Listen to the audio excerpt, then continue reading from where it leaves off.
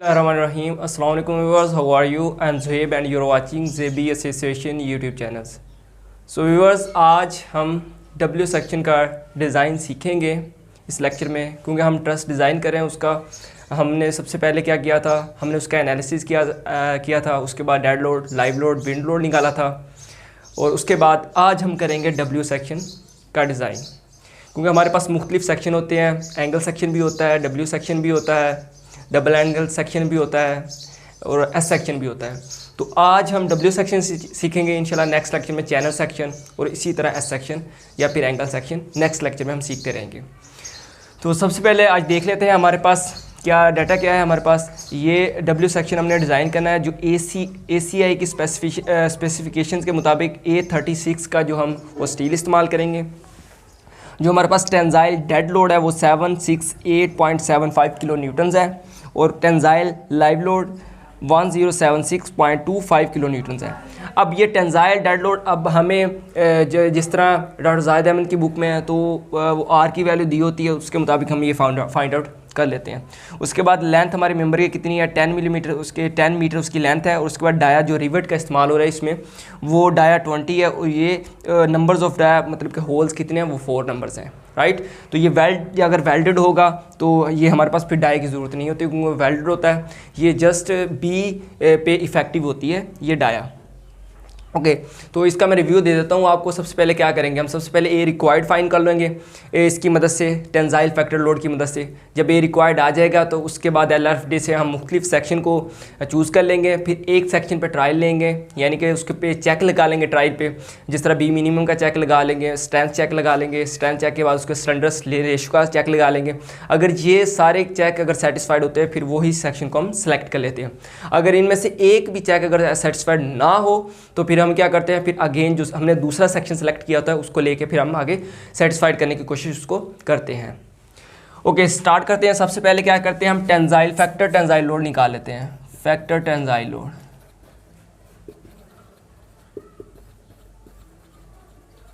TU, तो ये आपको पता है कि ये फैक्टर इस्तेमाल होता है नॉर्मल तौर पे 1.2 मल्टीप्लाई बाय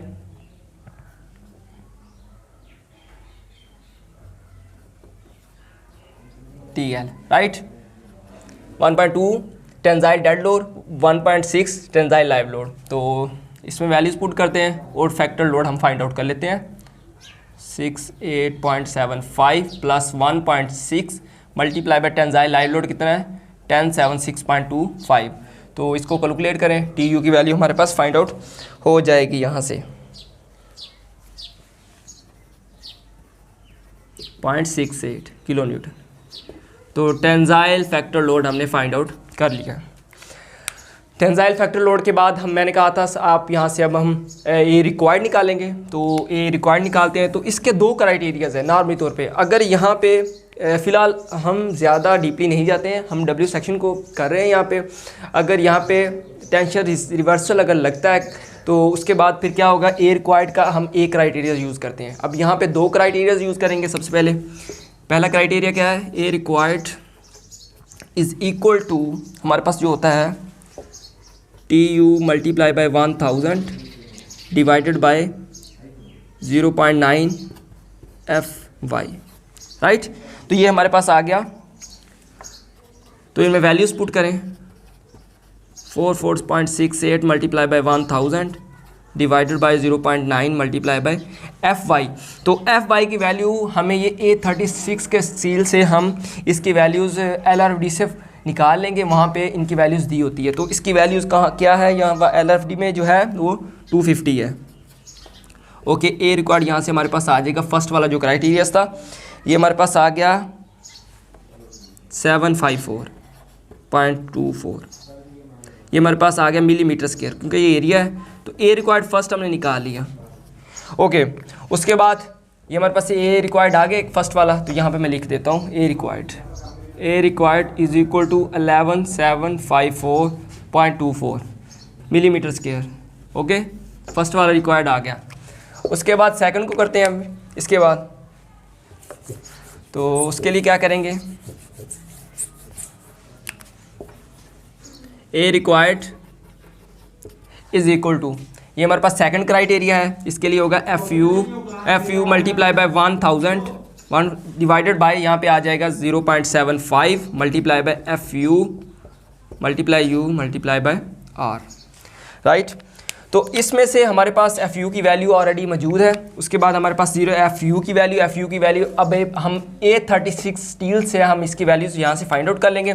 और यू की जो वैल्यू होती है डिपेंडेंट होती है हमारे पास, अगर हमारा वेल्डेड सेक्शन होगा उसके लिए यू की वैल्यू कुछ और होगी। अगर हमारे पास यहाँ पे डाया 20 है, अगर नंबर्स ऑफ होल जितने ज़्यादा या कम होंगे उसकी बेस पे हम ये यू की वैल्यूज़ वहाँ से लेते हैं LRFD से। तो इसकी वैल्यू जो आती है वो 0.85 है, तो 0.85 का स्केयर हो जाएगा यहाँ पे। तो एफ यू की कितनी थी हमारे पास वैल्यू, यहाँ पे टी यू हमने निकाला था, ये टी यू ये हमारे पास कितनी है 2644.68 multiply by 1000 divided by 0.75 multiply by F U की वैल्यू जो है वो इसकी बेस पे निकालेंगे हम, LFD से देखेंगे वैल्यू। तो ये वैल्यू 4000 है, राइट, मल्टीप्लाई बाय 0.85 का स्केयर, क्योंकि ये वैल्यूज़ हम वहाँ से देख लेंगे LRFD से। ओके, तो इसको करें, कैलकुलेट करने के बाद हमारे पास सेकंड एरिया रिक्वायर्ड कितना आता है 0.2442 मिलीमीटर स्क्वायर। अब हमारे पास दो ए रिक्वायर्ड आ गए, फर्स्ट ये वाला था और सेकंड ये वाला था। अब इनमें से जिसकी वैल्यू ज़्यादा बड़ी हो, क्योंकि हम फैक्टर ऑफ सेफ्टी पे हमेशा डिज़ाइन करते हैं, तो इसके लिए जो इनमें से रिक्वायर्ड ए ज़्यादा होगा हम उसको सेलेक्ट करेंगे और उसकी बेस पे कुछ सेक्शन सेलेक्ट कर लेंगे। तो अब इनमें से जो सेकंड वाला क्राइटेरिया है ये ज़्यादा बड़ा है, इसलिए हम इसको सेलेक्ट करके आगे चलेंगे इस रिक्वायर्ड एरिया को। तो यहाँ पे इसको मैं अरेज कर देता हूँ, यहाँ पे एरिया और रिक्वायर्ड एरिया लिख लेता हूँ, मैं ऊपर लिख लेता हूँ यहाँ पे ए रिक्वायर्ड। ओके जी, ए रिक्वायर्ड हमने फाइंड आउट कर लिया है। A required equal to 1242 millimetre square, ये हमारे पास ए रिक्वायर्ड आ गया। ओके जी, अब इसकी बेस पे हम कुछ सेलेक्ट कर लेते हैं और उसके बाद सेकंड यहाँ पे बी मिनिमम निकाल लें। तो बी मिनिमम निकालने के बाद फिर हम कुछ ट्रायल सेक्शन ले लेंगे, उसके बाद उसको चेक लगा लेंगे। तो बी मिनिमम यहाँ पे निकालते हैं जी, बी मिनिमम कितना होना चाहिए। तो इसके लिए मुख्तलिफ जो है इनकी रिक्वायरमेंट्स हैं। अगर हमारे पास वेल्डेड सेक्शन होगा तो उसके लिए क्या आएगा, अगर हमारे पास फोर्स होल है या फिर जो फ्लैंज है उस पर अगर 2 से 3 या 4 2 से ज़्यादा अगर हमारे पास होल्स हों तो उसके लिए क्या फार्मूला आता है, वेल्डेड हो तो 40 मिलीमीटर आता है। तो इसी हिसाब से इसका आता है बी मिनिमम। तो हमारे पास यहाँ पे 4 होल्स हैं, तो इसके लिए जो फार्मूला होगा 2.5D प्लस हमारे पास 1.16 आ जाएगा, राइट। तो यहाँ पे वैल्यूज़ पुट करें बी मिनिमम में 2.5 मल्टीप्लाई बाय डी हमारे पास कितना था 20 मिलीमीटर है, यहाँ पे 20 आ गया प्लस 16, तो बी मिनिमम यहाँ से आ जाएगा हमारे पास। इसको कैलकुलेट करें, इसका जो आंसर्स आता है वो 66 मिलीमीटर है। ये हमने सेकंड क्राइटेरिया इसका फाइंड आउट कर लिया है। ओके, ये हमारे पास आ गया बी मिनिमम। तो इसको लिख देते हैं सेकंड में, यहाँ पे लिखते हैं B minimum equal to 66 millimetre. ये हमने फाउंड आउट कर लिए बी मिनिमम।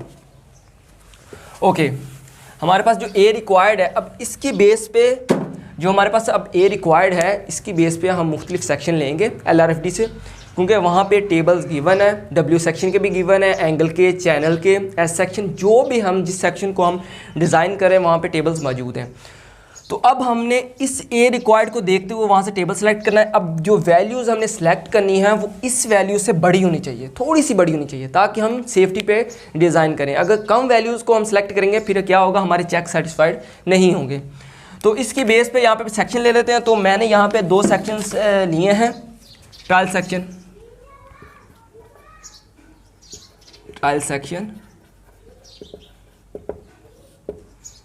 ओके जी, फर्स्ट वाला था 97 और सेकंड वाला जो मैंने लिया है वो है, राइट। तो ये 2 सेक्शन मैंने सेलेक्ट कर लिए LRFD से देखते हुए। अब इनमें से एक को हम फर्दर लेके चलेंगे, उस पर चेक लगाएंगे, अगर वो सेटिस्फाइड हो जाते हैं हम उसको फाइनल सिलेक्शन कहेंगे। अगर इस पे सेक्शन जो सेटिस्फाइड नहीं होते हमारे चेक, फिर हम सेकंड वाले को लेके चलेंगे, उसको आगे करेंगे। अगर इन दोनों में चेक सेटिस्फाइड नहीं होते फिर हम फर्दर आगे सेक्शन और सेलेक्ट करेंगे और उसको सॉल्व करने की कोशिश करेंगे। ओके जी, अब इनमें से मैं एक को ले लेता हूँ। क्या करते हैं जी, मैं फर्स्ट वाले को ले लेता हूँ, इसको पहले इसको चेक लगाते हैं।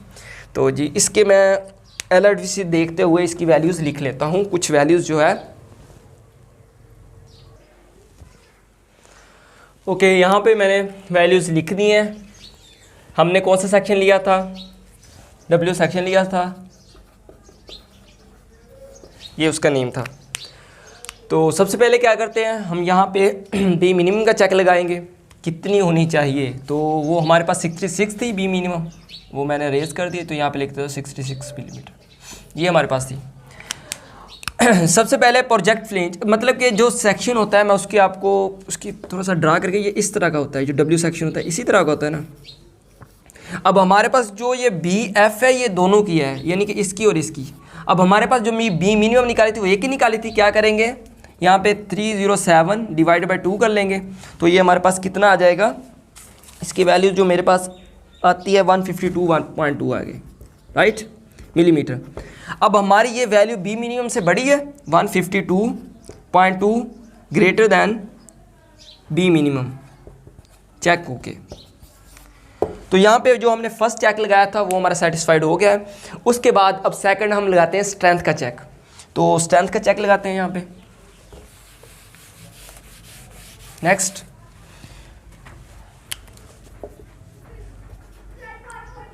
Strength check, okay. VTTN first में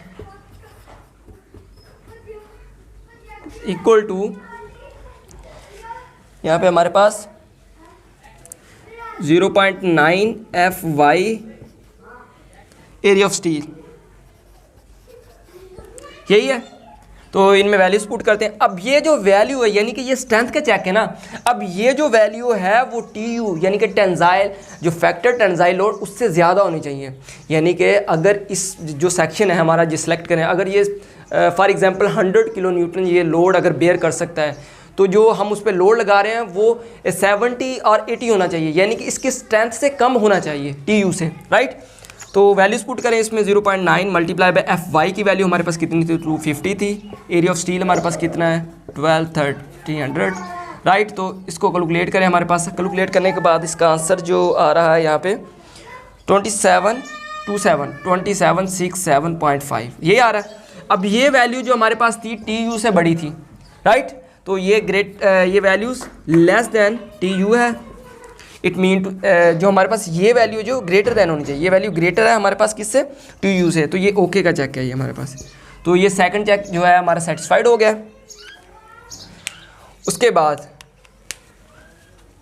फर्दर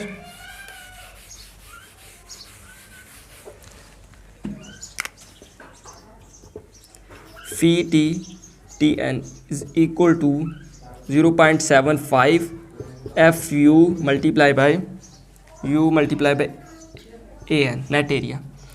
0.75 FU की वैल्यू हमारे पास कितनी थी, 350 थी, 400 है, और U की वैल्यू 0.9 है। ये LRFD से हम फाइंड कर लेंगे क्योंकि हमारे पास ये हमने ऑलरेडी निकाली हुई थी वैल्यू। और एरिया नेट एरिया, तो नेट एरिया हमारे पास नहीं है, तो नेट एरिया पहले निकाल लेते हैं। यहाँ पे AN is equal to AG minus N is equal to D plus 3TF flange thickness. तो ग्रॉस एरिया हमारे पास 1230, 300 माइनस N की वैल्यू 4 है, डाया हमारे पास कितना है 20 है, प्लस 3TF हमारे पास कितनी है यहाँ पे 15.4। तो AN निकालेंगे यहाँ से। तो AN यहाँ से फाउंड आउट किया, तो ये हमारे पास आ गया 883.2 मिलीमीटर स्क्वायर। तो हमारे पास आ गई वैल्यूज़ AN की। तो AN की वैल्यूज़ पुट कर देते हैं इसमें, कितनी आई है हमारे पास ये 883.2 मिलीमीटर स्क्वायर, राइट। तो ये हमने AN की वैल्यू निकाल के पुट भी कर दी है। तो इसको कैलकुलेट करें, कैलकुलेट करने के बाद इसका आंसर आता है 2938.464, राइट। ये वैल्यूज़ हमारे पास आ गई है। तो ये वैल्यू जो है वो TU, अब TU की वैल्यू कितनी थी 2644, राइट। तो ये वैल्यू जो है उस वैल्यू से बड़ी है, ग्रेटर दैन TU है। इट मीन टू से ये भी ओके का चेक है हमारे पास। तो ये चेक भी हमारा स्ट्रेंथ चेक का सेटिस्फाइड हो गया हमारा। राइट। उसके बाद अब जो फाइनल सिलेक्शन के लिए जो लास्ट चेक है वो स्लेंडरनेस रेशियो का चेक है, तो वो लगाते हैं हम यहाँ पे।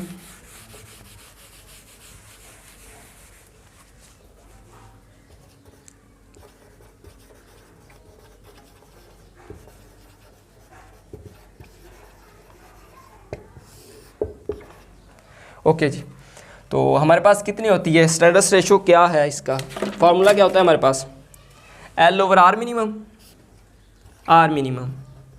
तो जो ACI स्पेसिफिकेशंस के मुताबिक जो फैक्टर होता है स्लेंडर जो 300 से कम होना चाहिए।